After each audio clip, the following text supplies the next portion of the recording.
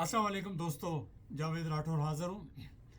نئے سال کے موقع پر میں پاکستان کے سیاستدانوں اور پاکستان کے حکمرانوں کو ایک ایجنڈا دینا چاہتا ہوں، 7 نکاتی ایجنڈا۔ صدر پاکستان، وزیر اعظم پاکستان، مسلم لیگ کے سربراہ میاں نواز شریف، اچکزئی صاحب، مولانا فضل الرحمان صاحب، راجہ ناصر صاحب، باقی بھی جو سیاستدان ہیں، اور بالخصوص پی ٹی آئی کے چیئرمین عمران خان صاحب، آپ سب کے لیے میرا یہ ایک پیغام ہے، ایک میسیج ہے، یہ ایجنڈا ہے پاکستان کی بہتری کے لیے۔ آپ اس پر غور کریں۔ یہی وہ ایجنڈا ہے جو پاکستان کو مسائل کے بھنور سے نکال سکتا ہے، پاکستان کے لوگوں کی زندگیاں بہتر بنا سکتا ہے اور پاکستان کو آگے لے جا سکتا ہے۔ اس ایجنڈے پر آنے سے پہلے میں اسٹیبلشمنٹ سے یہ سوال کرتا ہوں، حکومت سے یہ سوال کرتا ہوں کہ آپ نے پچھلے 3 سال پوری کوشش کی کہ آپ پی ٹی آئی کو کرش کر لیں، عمران خان کو کرش کر لیں، اس کی سیاست کو ختم کر لیں اور اس کو زیر اثر کر لیں۔ آپ اپنے آپ سے سوال کریں کہ آپ اس میں کامیاب ہوئے؟ دوسری طرف عمران خان صاحب سے بھی سوال کرتا ہوں، پی ٹی آئی کے لوگوں سے بھی، کہ آپ نے پوری مزاحمت کی، آپ سڑکوں پہ بھی آئے، گولیاں بھی کھائیں، سب کچھ کیا، احتجاج کیا، لیکن آپ کس حد تک اس میں کامیاب ہوئے؟ اگر آپ سمجھتے ہیں کہ پاپولیرٹی ہی کامیابی ہے تو میں اس کو کامیابی نہیں سمجھتا، جب تک پاپولیرٹی جو ہے وہ ٹرانسلیٹ نہ ہو رزلٹ کے اندر۔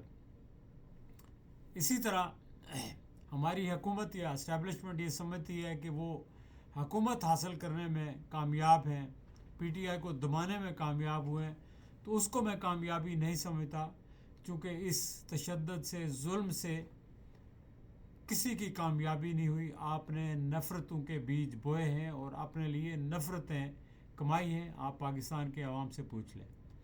اب آگے کا راستہ کیا ہے؟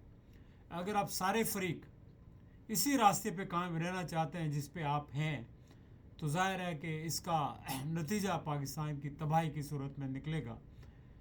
ورنہ ضرورت اس چیز کی ہے کہ آپ، نیا سال شروع ہو گیا ہے، 2026 شروع ہو گیا ہے، آپ اپنے دلوں کو بڑا کریں، اپنی سوچ کو بڑا کریں، وسعت نظری سے کام لیں اور برداشت سے کام لیں، اور صرف پاکستان کے لیے سوچیں، تو میں سمجھتا ہوں کہ سارے مسائل کا حل نکل آئے گا۔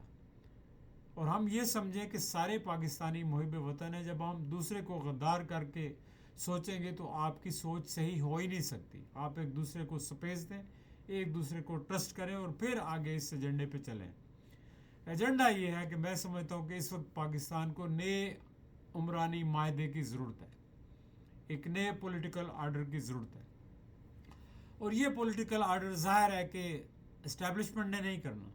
بلا شبہ اسٹیبلشمنٹ کی مرضی کے بغیر کچھ نہیں ہوتا، لیکن آپ اگر سارے سیاستدان، ساری پارٹیاں اکٹھی ہو جائیں تو اسٹیبلشمنٹ بھی آپ کی مخالفت نہیں کرے گی، چونکہ یہ اسٹیبلشمنٹ کے خلاف نہیں ہے، یہ ملک کی بہتری کے لیے۔ اسٹیبلشمنٹ بھی چاہتی ہوگی کہ یقیناً کہ پاکستان کے اندر جو بد امنی ہے، بد نظمی ہے، یہ ختم ہو اور پاکستان کی معیشت بہتر ہو، استحکام آئے۔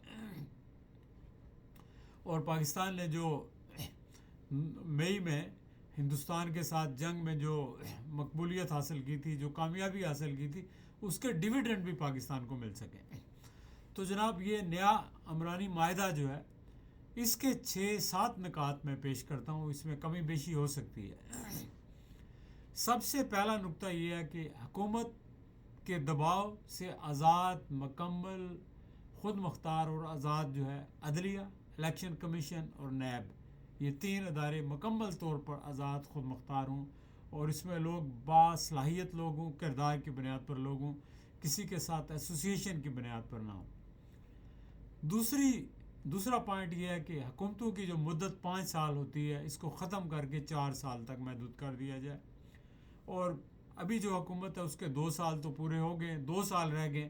اگر پی ٹی آئی اس کو برداشت کر لے تو اس کو وقت پورا کرنے دیں، اور اس کے بعد جو الیکشن میں لوگ جس کو موقع دیں گے وہ حکومت بنائے. اگرچہ حکومت غلط ہے، فارم 47 کی ہے، لیکن جو بھی ہے آپ نے آگے چلنا ہے، پیچھے غلطیوں کو نہیں دیکھنا. غلطیاں سب سے ہوئی ہیں. تیسری جو بات ہے وہ یہ ہے کہ آئندہ کوئی بھی، آپ اپنے چارٹر کے اندر یہ ڈیسائیڈ کریں کہ آئندہ کوئی بھی حکومت جو ہے، آنے والی حکومت، کسی بھی سیاسی کارکن کو سیاسی اختلاف کی بنیاد پر یا سیاسی جد و جہد کی بنیاد پر کبھی نہ جھوٹے مقدمے اس پہ دائر کرے گی، نہ جیل میں بند کرے گی، سوائے کرپشن کے اور کرمنل چارجز کے. چوتھا جو پوائنٹ ہے وہ یہ ہے کہ ملک کے اندر جو ہے مزید صوبے بنائے جائیں. یہ زیادتی ہے کہ ایک صوبہ ملک کے 60% کے برابر ہو. میں سمجھتا ہوں پنجاب کے کم از کم 4 صوبے ہوں، یا 7 ڈویژن کو آپ صوبے بنا دیں، اور باقی صوبے بھی دل بڑا کریں تو 2 صوبے ان کے بھی بن جائیں تو حرج کوئی نہیں. اگر آپ پاکستان پر یقین رکھتے ہیں، پاکستان پر بلیو کرتے ہیں، تو پاکستان کو مضبوط بنانے کے لیے اور گورننس کو بہتر بنانے کے لیے صوبے بنانا ضروری ہے. اس کے علاوہ میں سمجھتا ہوں کہ جو سیاسی جماعتیں ہیں یہ جمہوری کیوں نہیں بن پائیں، یہ کارپوریشنز کی شکل اختیار کر لی، یا یہ خاندانوں کی سیاسی پارٹیاں بن گئی. کیوں؟ اس کی ایک وجہ یہ ہے کہ ٹکٹ پارٹی سربراہ دیتا ہے، اور کوئی شخص پارٹی سربراہ کے خلاف نہ بات کر سکتا ہے، بلکہ اسے جی حضوری کرنی ہوتی ہے، تابعداری کرنی ہوتی ہے، خوشنودی حاصل کرنا ہوتی ہے، اور ٹکٹ اسی کو ملتا ہے کہ جو کسی نہ کسی طریقے سے خوشنودی حاصل کر لے گا، غلط یا صحیح طریقے سے. تو صحیح ورکر جو ہے، جینون پولیٹیکل کارکن آگے نہیں آ سکتا.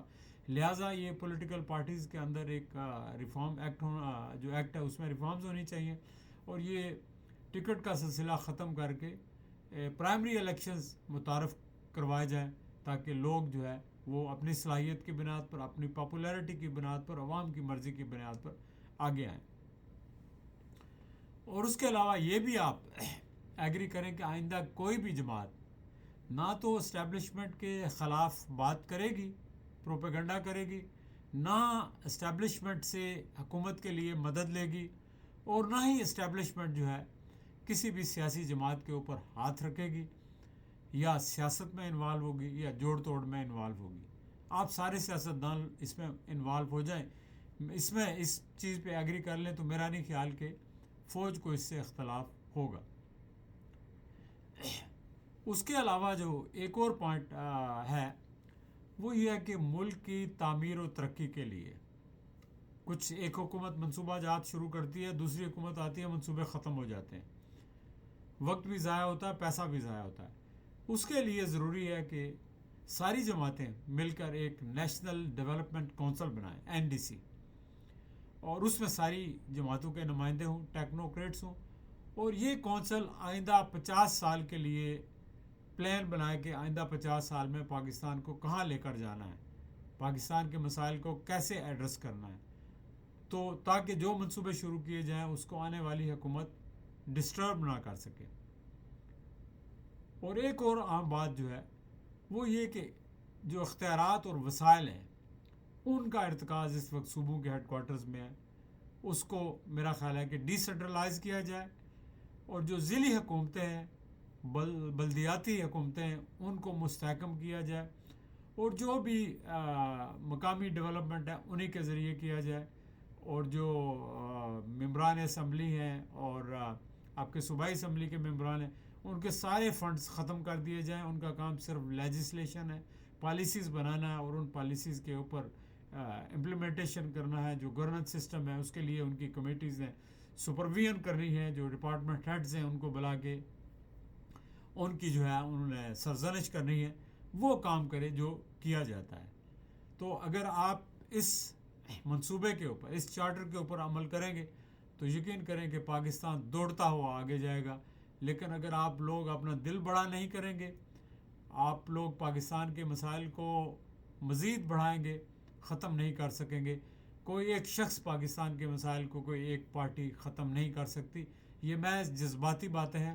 پاکستان کے مسائل ختم ہو سکتے ہیں، لیکن اگر سارے لوگ مل کر، ساری پارٹیز، سارے سٹیک ہولڈر مل کر یہ مسائل ختم کرنے کے لیے آگے بڑھیں تو یقیناً مسائل ختم ہو سکتے ہیں. چلیں دوستو، اپنا خیال رکھیے گا اور اس ویڈیو کو شیئر کیے گا تاکہ یہ ہر جگہ ہر شخص کے پاس پہنچ جائے. بہت شکریہ. خدا حافظ.